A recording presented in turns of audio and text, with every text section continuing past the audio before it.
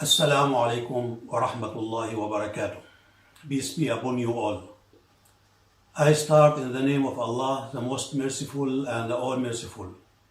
And I hope that you are all safe and healthy, staying at home, doing your work online, and watching videos in these difficult circumstances, which I hope will end very soon, especially that the summer is heating up.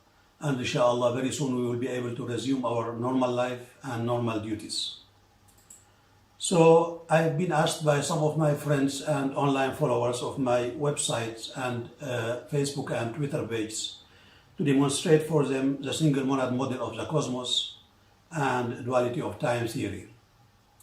Now, for a long time I've been reluctant to do that on video because it's really extremely difficult to explain these eccentric ideas which have been developed over the last 30 years. And quite honestly, I sometimes feel that I am myself not able to really understand all the aspects of this mysterious model and can't really accept some of the conclusions that I find when I try to apply it on our everyday life. However, in recent years, more and more overwhelming evidence and rigorous proofs and exact mathematical derivations all indicating that this is really going to be the ultimate theory of everything. Not the least because it reconciles between the two main modern theories of physics, that is general relativity and quantum mechanics. But actually, this model even removes all boundaries between physics and mathematics because not only gravity, but all the fundamental interactions can now be explained based on the new complex time geometry of the duality of time theory. And even the very dimensions of geometry are now related to the speed of light. Therefore, even pure mathematics becomes relativistic.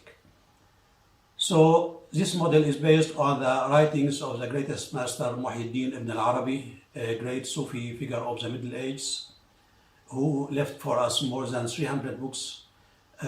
Some of them are quite long, as long as 10,000 pages. So before I leave this title page, I would like to read for you one of the quotes which I have chosen from his famous book, The Meccan Revelations, or Al-Futuhat al-Makkiyah, about the subject of time.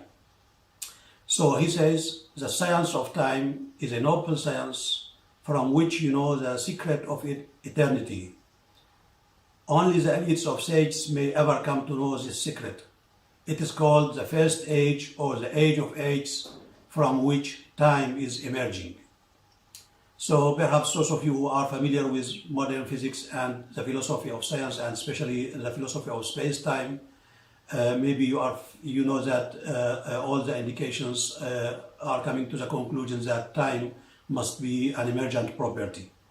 So it seems like the greatest master have been knowing this all this time from more than 800 years ago. And before I leave also this title page, let me also explain to you the main idea of the duality of time theory, which is really very, very easy, at least in the beginning. So duality means that we have two levels of time. One is the outer time that we normally feel and we go through.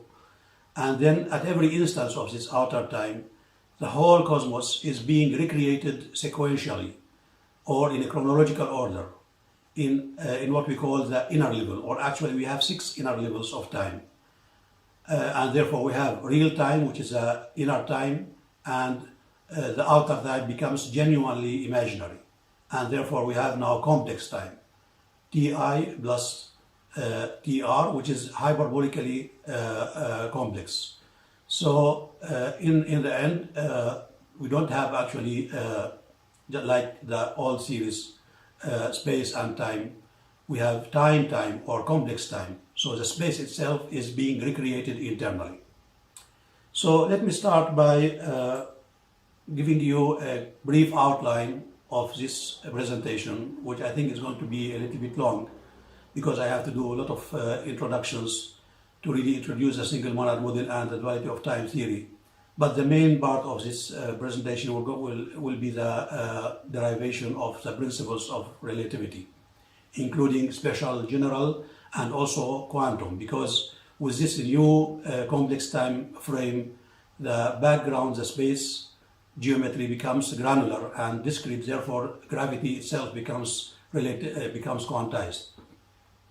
So what I will do, therefore, I will start by giving you a brief introduction about the ancient philosophical views of continuity and discreteness, and I will try to show you that whether we take the continuous view or the discrete view, we will inevitably end up with some problems and paradoxes, many unsolved problems in physics and cosmology. Therefore, here comes the importance of oneness on which the single monad is based. So from this oneness, metaphysical oneness, we will be able to extract or find how sometimes we have continuous impressions and sometimes we have discrete impressions. Therefore, these two opposite views becomes complementary. So after doing this quick introduction, I will also introduce the principles of relativity for those of you who are maybe not familiar with it, starting even from the classical mechanics and then introducing the three, but there are actually four principles of relativity. And then I will talk very briefly about some of the unsolved, and then I crossed this because actually with this oneness or single monad model and duality of time theory, many of these problems will be simply eliminated or will be solved very easily when we take this view into account. So I will talk very briefly about some of the major unsolved problems, and then I will speak about the single monad model and duality of time theory, but I have to do that very quickly because it's really a very huge subject that contains many details that I cannot go through in this short presentation. Then I will move to the main part, which is deriving the principles of relativity, starting from the constancy and invariance of the speed of light. And I will show in this section that it's actually identical with the fractal dimension of the new complex time or time-time geometry. Then I will also derive the symmetry of physical laws between inertial frames and also between non-inertial frames, which are the second and third principle of relativity. Actually, these two principles are the principles of special relativity, and when we add to them the non-inertial frames, we will be in the general relativity. However, there is actually a fourth principle, which maybe many people, even physicists, believe that it's actually included already in the special relativity, but actually it is not. And actually here is the secret of quantization or granularity of space. We cannot actually derive this equation without taking into account the new discrete symmetry of geometry, which can be only obtained when we implement the single monad model and duality of time theory. So I will show you how can we derive this equation even from classical principles of classical mechanics and in many different ways. And actually it's now known that this equation in its simplest form and even in its modern form, which is the momentum energy relativistic equation, these equations are experimentally correct, but no exact derivation have ever been obtained for them. And even Einstein, before he dies, he acknowledged that the principles of electrodynamic and special and general relativity are not enough to derive this equation. So once we really understand how this equation can be derived, then we will realize that relativity will become quantized. And if we have time, we will speak about the first logical interpretation of the quantum behavior. Actually, there are many things to talk here. This may require a new separate presentation, but I will show you very briefly that based on this new model, we can now understand logically how the quantum systems are behaving, including, for example, the wave-particle duality and why we have uncertainty and how can we calculate this uncertainty, and also, for example, what is the exact meaning of the wave function collapse. So all this we are able now to understand it because of this complementary now continuous and discreteness. They become complementary with a new idea of oneness or the single monad model. So as you can see, maybe it's actually very advanced, and many of the concepts here are quite fundamental, and even many of them have not been discussed by any other scientist before. Therefore, before I even continue, I'll give you even more detailed outline so that you can decide if you really want to follow this presentation or not, because maybe it's not for you, or maybe you can just finish the first part, which is mainly philosophical or conceptual, and then the second part I have divided it into two sections. One is section 1 here, and then another section. So the second section will be a little bit mathematical, but actually it's very simple. So in this first section, I will, as I said, briefly mention the history and philosophy before the single monad, the history of oneness, and even discreteness or continuity of space and matter, and therefore the role of oneness and the single monad model, and therefore the duality of time theory.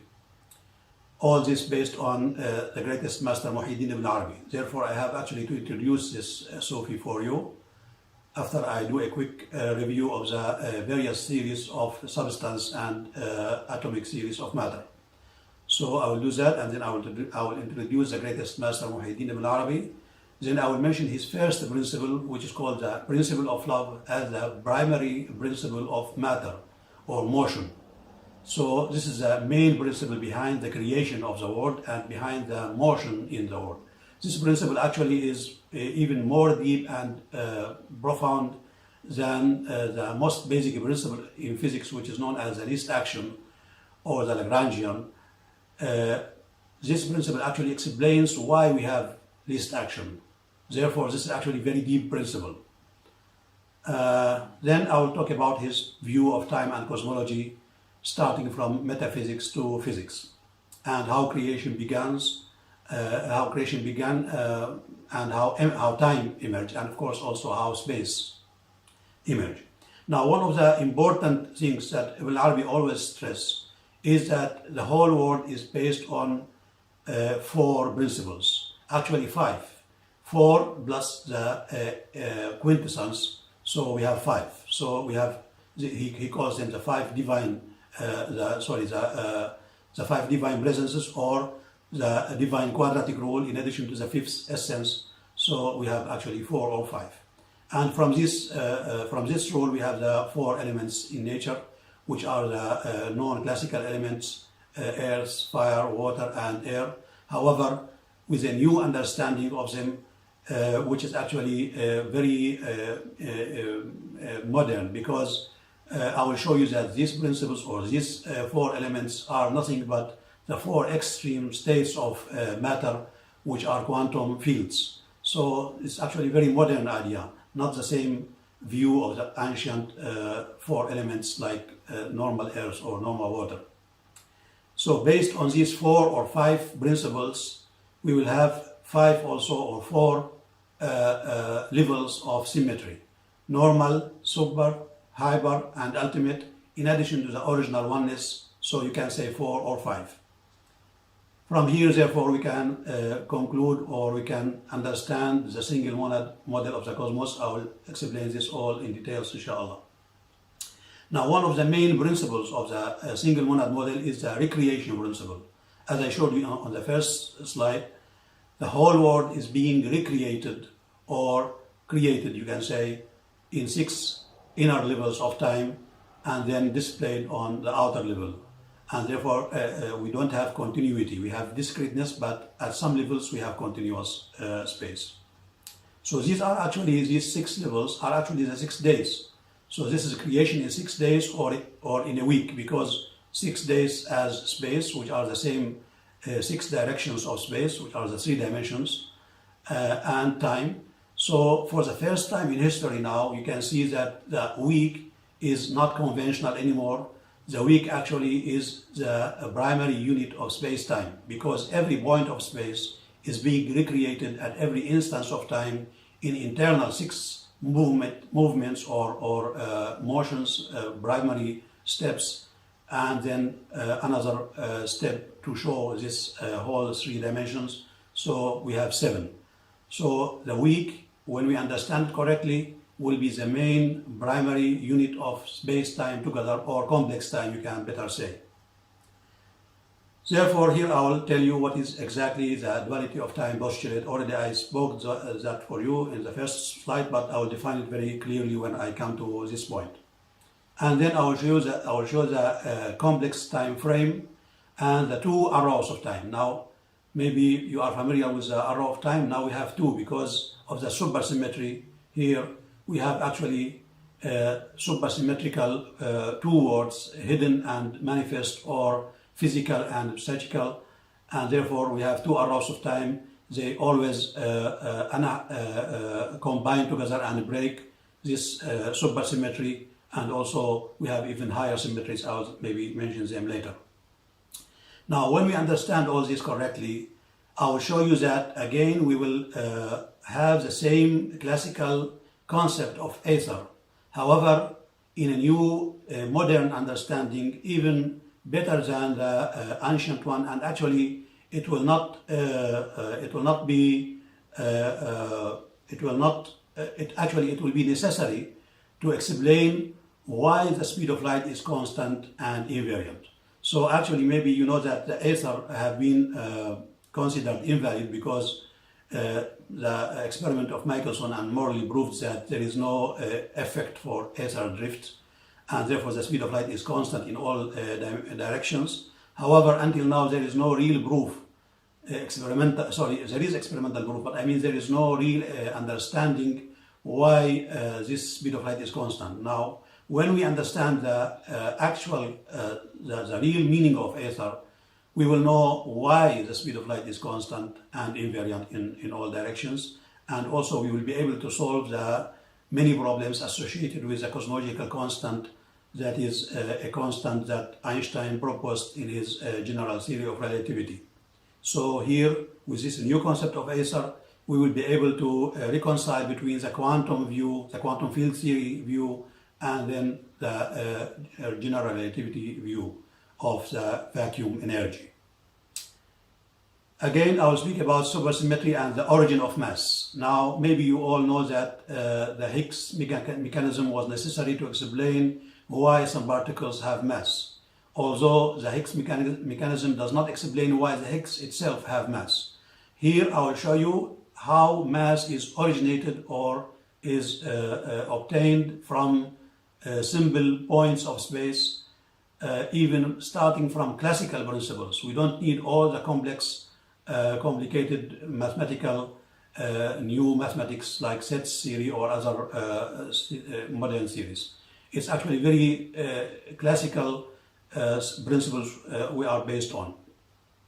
Therefore, based on all this, I will conclude that geometry becomes complex and discrete or granular, and therefore from this I will show you how or why we are actually being deceived and therefore approximating automatically the space-time as continuous, and therefore we have the best theory describing it as the general relativity. So when we are applying the general relativity, we are implicitly making approximation. We are approximating the discrete symmetry into a continuous symmetry or diffeomorphism, and that's why our best explanation of space-time is now general relativity. But when you understand the complex nature of time, you will understand that there is a lower level or a deeper level which is actually discrete, some hidden discreteness or discrete symmetry, which is the basics of the new quantum relativity. Okay, so this will be our first part, and then in the second part, as I said, it will be more mathematical, but actually not very complicated mathematics. Again, as I said, it's really all based on simple classical principles. So I will be deriving the principles of special, general, and also quantum relativity, starting with the constancy and invariance of the speed of light, and I will show you that this is identical, the normalized value of the speed of light is identical with the fractional or fractal dimensions of the new complex time or time, which is the same as space-time geometry. But when we understand how it is discrete or granular. And I will also explain to you why the physics laws are symmetrical between inertial frames and also between non-inertial frames.